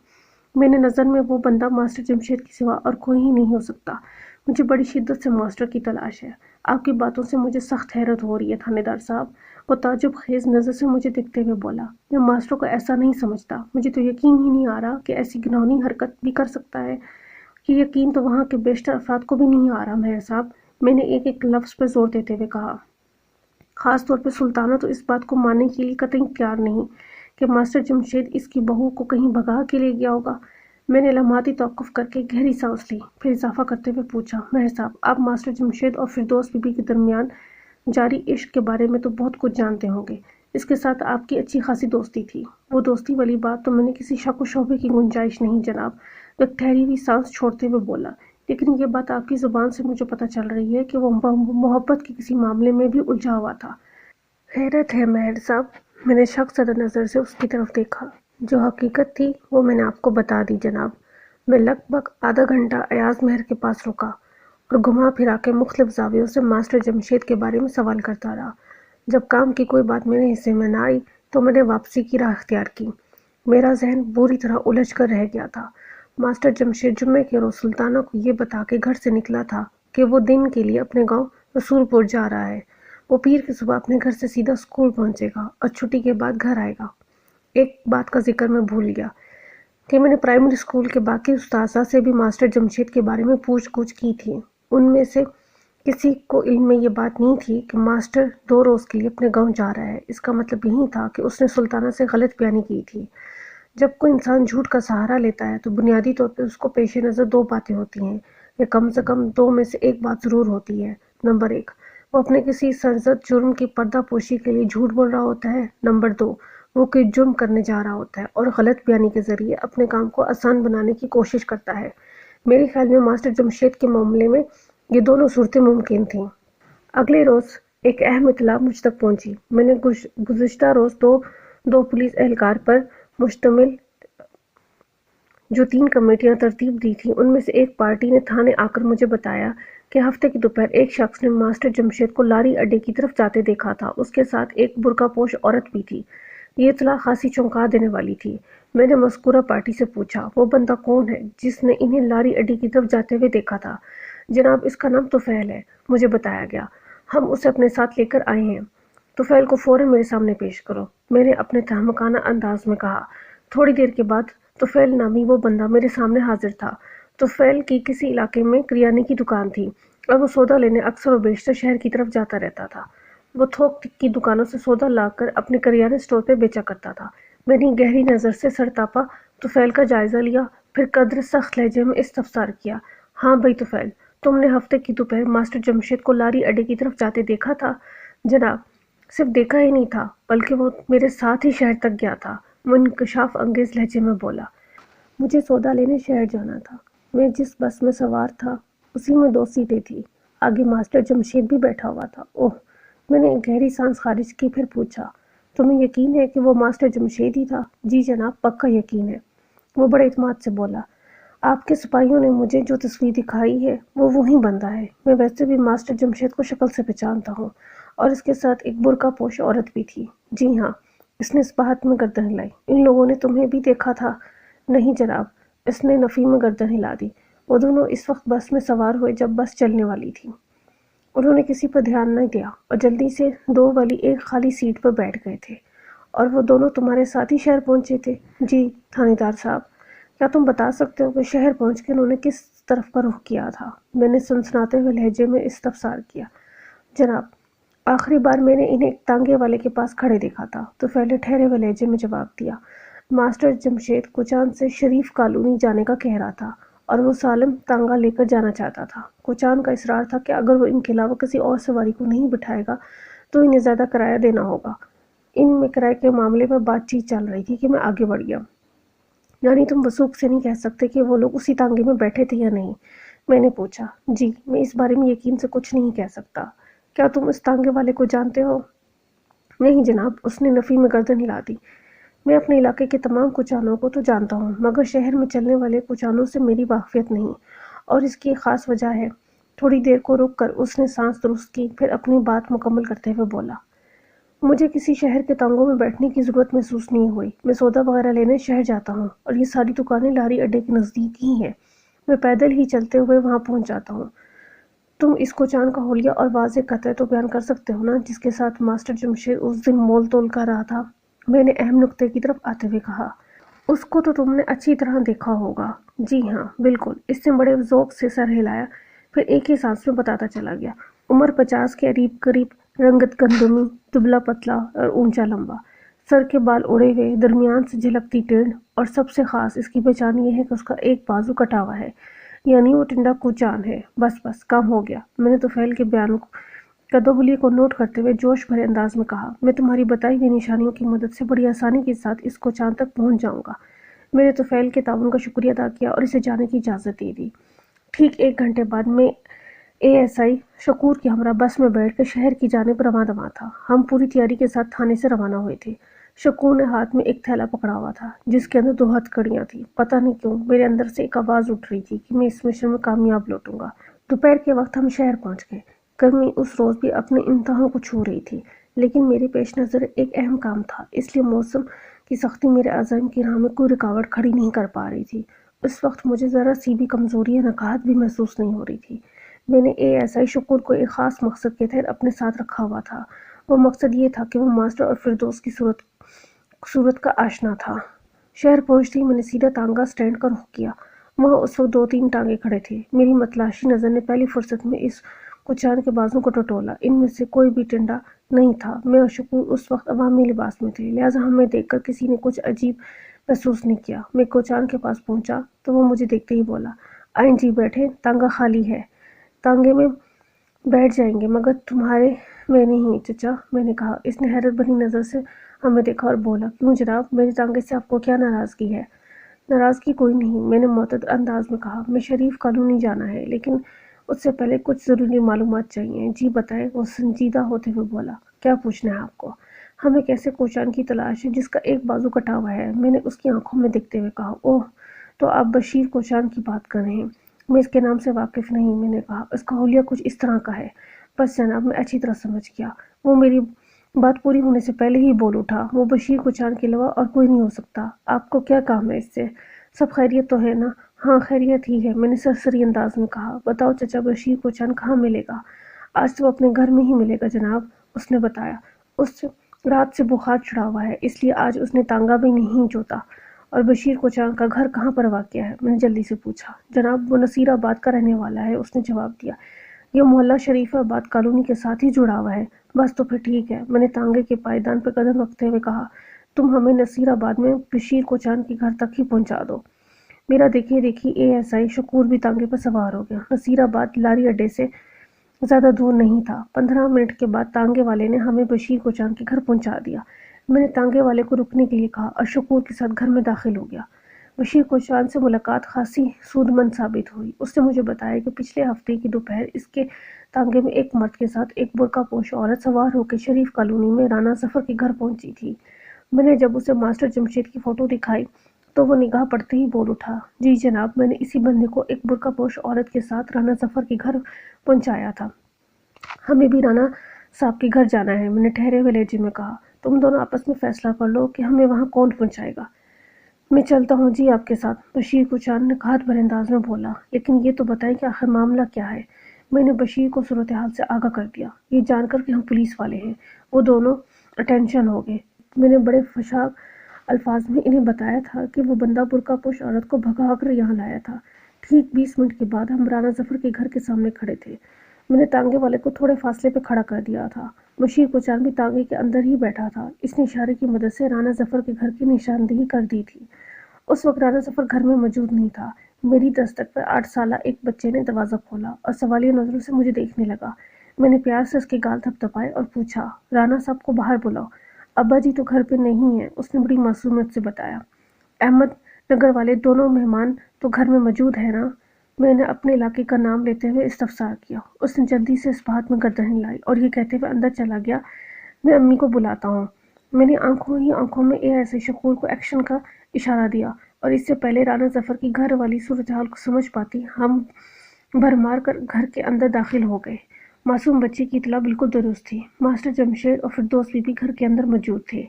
एएसआई ने देखते ही पहचान लिया। फिर अगले ही लम्हे इन दोनों की गिरफ्तारी अमल में आ गई।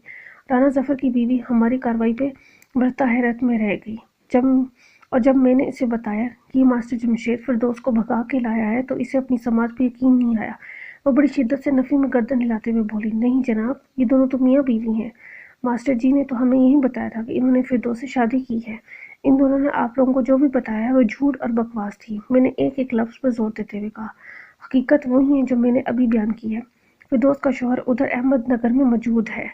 ये बदजात, मैंने फिरदौस की जानब इशारा करते हुए नफरत अंगेज अंदाज में कहा, अपने खसम से बेवफाई करके इस पार्क के साथ घर से भागी थी और मास्टर ने वहाँ अहमद नगर में एक लाश की बेरहमती करके जो संगीन जुर्म किया है ना, उसके लिए उसे कड़ी से कड़ी सज़ा मिलनी चाहिए। राना जफर की बीवी तौबा तौबा करते हुए कानों को हाथ लगाने लगी। हम दोनों मुजरिमों को गिरफ्तार करके अपने साथ ले आए। जब मैं अपने थाने पहुंचा तो मगरिब की अज़ान हो रही थी। थाने पहुंचती मैंने सबसे पहले याकूब को आज़ाद किया और मास्टर जमशेद फिरदौस को हवालात में पहुंचा दिया। जब याकूब को अपनी बीवी के काले करतूतों का पता चला तो उसने नफरत से इसके मुंह पे थूक दिया। मैंने मास्टर जमशेद और फिरदौस बीबी को इनके जुराइम के ठोस सबूत के साथ गिरफ्तार किया था, लिहाजा इनकी बचत का कोई पहलू नहीं हो सकता था। मैंने एक मजबूत चालान के साथ इन्हें अदालत के हवाले कर दिया। ये मुकदमा ज़्यादा से ज़्यादा 6 माह चला होगा। अदालत ने इन दोनों को लंबी सजाएं सुनाकर जेल की राह दिखा दी। याकूब का हंसता बसता घर उजड़ गया और दोनों के हिस्से में भी जिंदगी भर की जिल्लत ही आई। बुरे काम का अंजाम हमेशा बुरा ही हुआ करता है।